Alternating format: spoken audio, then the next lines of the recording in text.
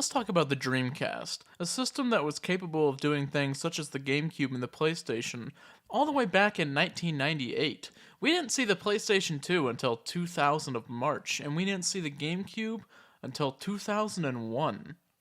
Back in the 80s and 90s, I'm sure a lot of people knew Nintendo versus Sega. It was a classic argument. The Sega Genesis versus the Super Nintendo, the N64 versus the Sega Saturn, etc. But one system was awfully forgotten, and it really shouldn't have been, and that was the Sega Dreamcast. Now, the Sega Dreamcast had a lot of really, really good games on it that didn't come out until like 2000, 2001, etc. But it was fully capable of PlayStation 2 and GameCube technology far before they were. And it's amazing that it didn't sell as well as Sega actually needed it to with the advancement in technology so early on.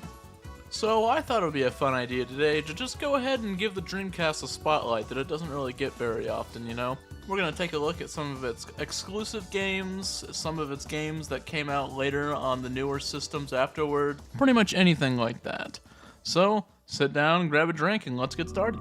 So, one of the first things I actually want to go over is the fact that the Sega Dreamcast has an actual UI built into it, which is very unusual for a lot of consoles back then. The PlayStation 1 had it, and so did the Sega Saturn, but it wasn't a very common thing. And also, once you started up the system for the first time, the Sega Dreamcast actually asked for a date and time, which is very unusual, and I think is actually the very first system that's ever done that, besides for maybe the Sega Saturn, which I'm not entirely sure on.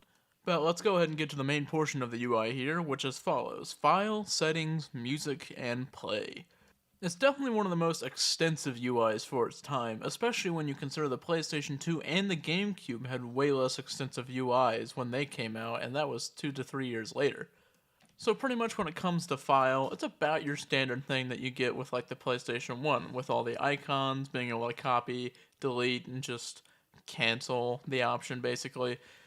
They're kind of fun, they're kind of unique. Honestly, the PlayStation 1s are a little bit more fun to look at icon-wise. But the weirdest part actually came with how the memory cards worked. Instead of putting them inside of your system like you did with the PlayStation, you actually put them inside of your controller, which is something really new, and as far as I know, not really ever done again, to be honest, because it was just a bizarre feature. It made the controller a little bit heavier, plus the controller design was already strange enough.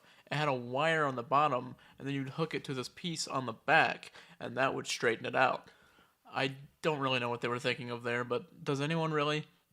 The most notably, the thing that came with the controller that was the most important and brand new at the time was that it had analog triggers. So like the left trigger and right trigger that you see on Xbox and PlayStation controllers was actually first invented on the Dreamcast, which is pretty cool in my opinion.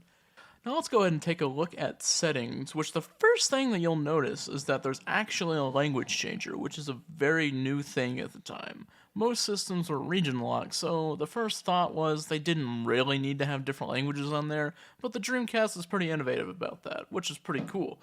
Of course, like you can change the date and time whenever you want to. This is useful for like a couple of weird games like Seaman.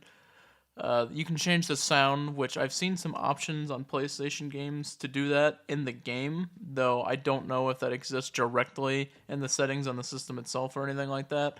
And there's other, which as you can see, one of the weirdest things about the system is that the memory card, the clock was built into the memory card.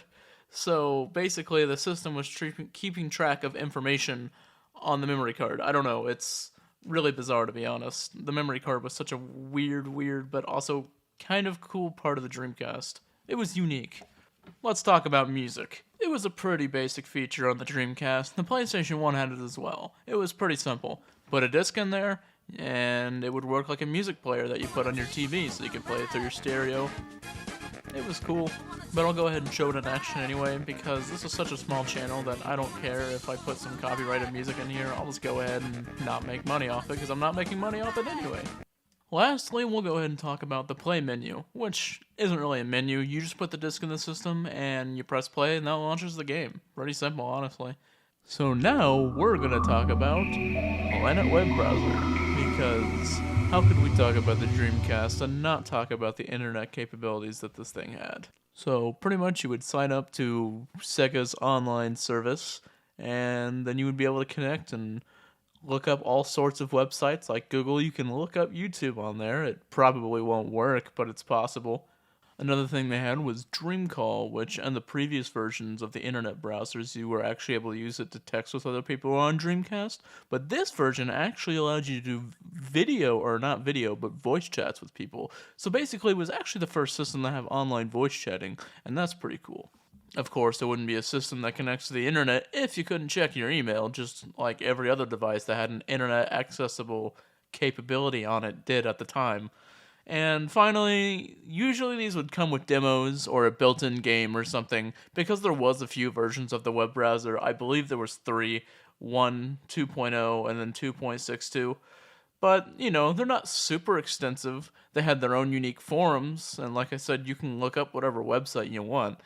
But other than that, I mean, there's not too much of a reason to use it, unless you really just want to look at some old web forums and Dreamcast. Who am I to judge? Regardless, it was pretty innovative at the time, and a cool feature to have if you own the disc. And of course, we couldn't talk about the Dreamcast if we didn't talk about that it actually had online gaming, which it wasn't the very, very first system to do that, because if you had that system for the Super Nintendo, then you could do it on there. But it was pretty innovatively done on the Dreamcast. You could play fighting games online. Third Strike, Marvel vs. Capcom 2, those games were played online. Not very well, but they were. Regardless, I think it's about time we start talking about some of the actual games that the system has, because we've spent about 5 minutes now talking about all of the features that the thing has. So, because I kind of like fighting games, the first thing we're actually going to talk about, which I just previously mentioned, is Third Strike. Street Fighter 3 Third Strike was actually the third iteration of Street Fighter 3. This one notably added Ryu, Ken, and Chun-Li to the game, because none of the classic characters from the original Street Fighter games were actually in that game for people who have never played them. This game has a pretty unique style that honestly has never been captured ever again by another Street Fighter game. It actually felt like more this Street Fighter kind of thing, really, where a lot of these other games just feel like they're called Street Fighter because that was the original title they came up with. But like this one actually feels like Street Fighter, it's got that style, it's got music that fits with it, and it's got some cool mechanics to it, like parrying, which is on a few characters in some of the modern games, like Ryu in Street Fighter 4 Ultra has parrying, but every character in this game has parrying, and it allows for some wild, wild shit to happen. Overall, pretty good game. Lots of fan favorites came from this game. I highly recommend playing it, whether it's through Null DC or Fightcade or something like that, for anyone who's honestly just never played this classic game, because it is worth your time, and the Dreamcast version is the best port of the game. It feels just like the arcade, and anyone who's really into classic fighting games will really get a kick out of this one.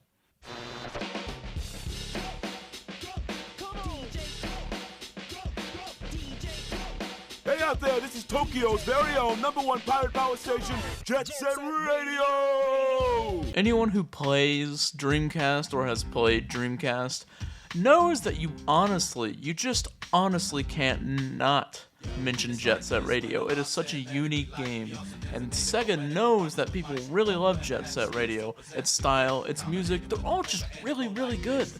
And they could do so much with it. Sega really needs to make a sequel to this game, and I'm gonna tell you why. First off, just take a fun look at how interesting the art style is. There's nothing quite like it. I really like it personally. It kind of gives off this vibe of definitely pretty rebellious, but there's a lot of rebellious stuff out there. But what I really like about it is that for people who are kind of into that, beat type of music, maybe like lo-fi or dubstep, stuff like that, it definitely kind of was that before that was a thing. And I think Jet Set Radio 2 is another reason with that style, with that type of music, is another reason why it would do well today.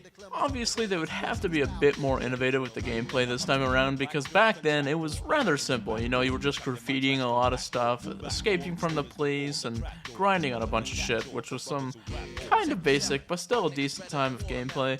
I don't know what they would do for a new game, but there's probably a lot that you could do with these characters. They're all pretty interesting. You should play the game for yourself, again, through a Dreamcast emulator, unless you can get yourself a legit Dreamcast out there.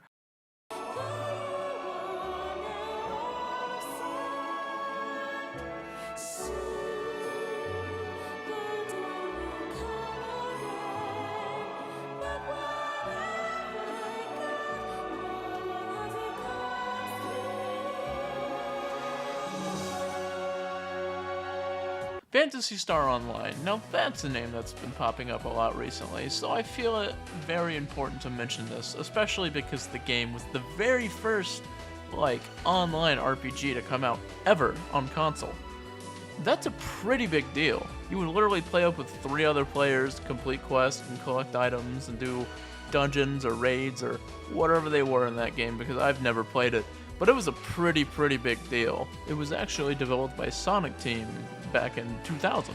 And no, I'm not mentioning any Sonic games in this video because I don't really have anything to say on them and I don't find them that interesting. But Phantasy Star is officially, it just is what it is, You go out and you kill monsters and shit and you get cool loot, and that's about it, It's kind of like the online RPG version of, Monster Hunter, I guess. I mean, not extremely similar, but you would do a similar kind of thing. Of course, there's still, regular enemies in the world and stuff, but there was other interesting things you can do, like fuck with pets and other weird shit, like I said, I'm not too familiar with the game. As far as I know, I don't know if you can play the original Phantasy Star Online 1 anymore. I know the servers were decommissioned officially in 2010.